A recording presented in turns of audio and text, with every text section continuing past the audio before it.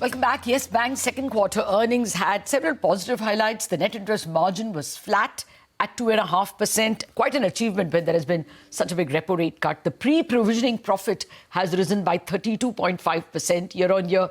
Profits, net profit, that has also grown by about 18%, which is better than most banks. However, the disappointments were slow pace of advances in deposits growth. That's remained at about 6 to 7%. However, the current and savings account, which is really the low-cost funds for the bank, grew by 12.5%, better than the normal deposit growth.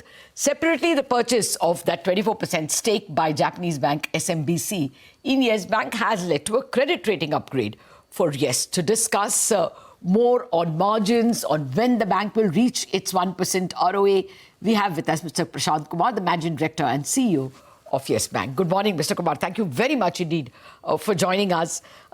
Take us first through the margins picture. I think it was helped by the fact that you lowered the amount of money that you were giving to the very low-yielding RIDF accounts. Yeah. No, I think that is one of the factors. But at the same time, if you see, like, we have been able to reduce our cost of deposit by 20 basis points and the cost of fund by 30 basis points.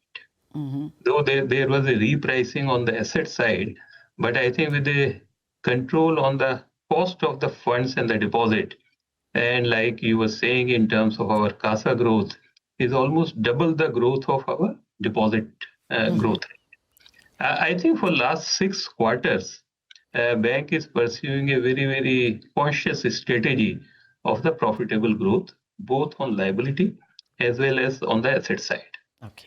So I think in terms of, if you see even NII, there is a 4.6% growth. And with the control on the cost of the deposit, and RIDF is definitely helping us. Okay. Along not only RIDF, and the corresponding refinance also comes down. And refinance always, the borrowings is at a higher rate. Okay. I think all these factors are helping us in terms of currently we are able to manage the NIMs at the same rate. Okay. But I think definitely it would help us in improving the NIMs going forward. Okay. Well, just a word to our viewers, RIDF, Rural Infrastructure Development Fund. When a bank is not able to meet the 40% priority sector lending, whatever is the shortfall has to be put in this RIDF, which yields the bank very low returns, 4%, right, Mr. Kumar? So if you can do PSL, you will get better margins. When do you expect to complete your priority sector lending? And an allied question, what is your margin guidance? I think for last 2 years, we are meeting all the priority sector requirements. So there is no additional call on us except for the prior period, and we are getting a repayment.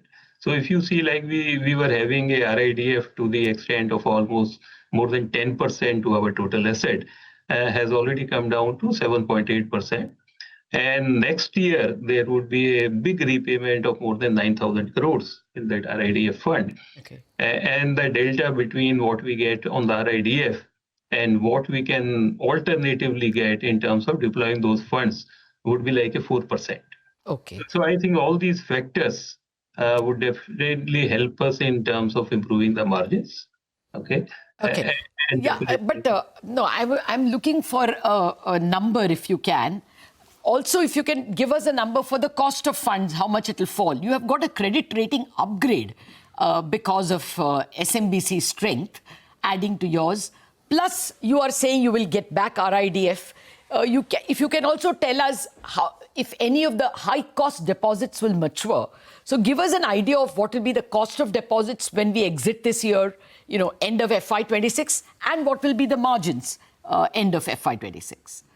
So, Latha, like first in terms of our ratings, all our ratings have been upgraded before the SMBC transaction. Yes. I think subsequent to SMBC transaction, we would be expecting a further rating upgrade, which definitely we need to see in terms of next 1 or 2 quarters. Okay. But in terms of, like, if you see on the deposit cost, okay, and the way we are growing on our CASA deposit, and since our deposits are also coming for repricing next year, okay, and along with the RIDF, we would be definitely seeing an expansion on the NIMs.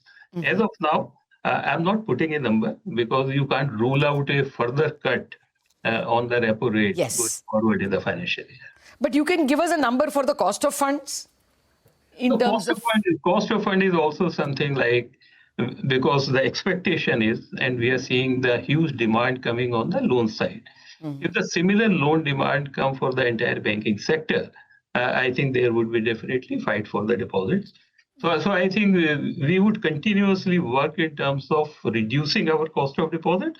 But as of now, I am not putting a number to both NIMs as well as cost of deposit. Okay. Can you tell us which vertical, I mean, what, you're one of the few banks where corporate loans has actually grown a little more, 1% higher than it was in the previous period. So will you therefore grow more retail? We understand that because of the GST cuts, retail, there is a retail boom. So can you give us the verticals target you have for retail, commercial and corporate? So like there are three major components. If you see the large corporates, which is the corporate side, and quarter-on-quarter growth has been more than 7.5%.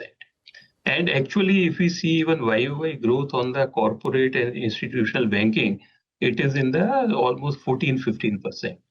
I think this segment, we are seeing a lot of demands coming, and we would be definitely growing in the double digit. Okay. The commercial banking, which currently is growing at 16%, is inching towards our target of a 20% growth. So commercial banking, which we are seeing for last 4 or 5 years, are growing at more than 20%, would definitely happen. Retail, since we have following a very calibrated approach of not go for a very low margin asset products, we would be seeing even the retail growth moving towards 5% plus. Okay. So overall loan growth, we are aspiring to be in double digit. Okay. Are you getting fresh business, any international business, trade related businesses because of SMBC? Will that add to your earnings in any way? No, I think this is too early, but definitely SMBC deal is giving us a lot of opportunities. Lot of opportunities, not only from the rating perspective, but also in terms of engaging with the corporates, okay, both in terms of meeting their cash management, transaction bankings, meeting their trade requirement, and also taking care of the employees for both retail assets and the... Okay.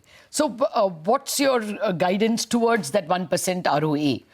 What would be your return on asset guidance, especially the 1% mark? We have given a guidance of reaching that 1% ROA for the full year in FY27.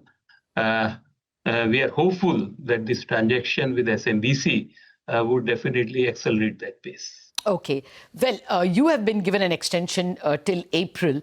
Is your hat in the ring for a further extension, or have moves started for a new MD?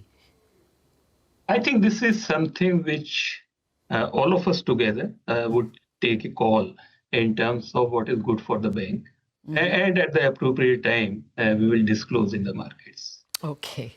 All right. So we'll have to leave it at that. Unfortunately, results season and therefore too much of rush. We will invite you for a more relaxed discussion. Thank you very much indeed for joining us, and all the very best. A happy Diwali as well to you and your family. Thank you. Thank you so much. Okay, so that's the word coming in from Yes Bank.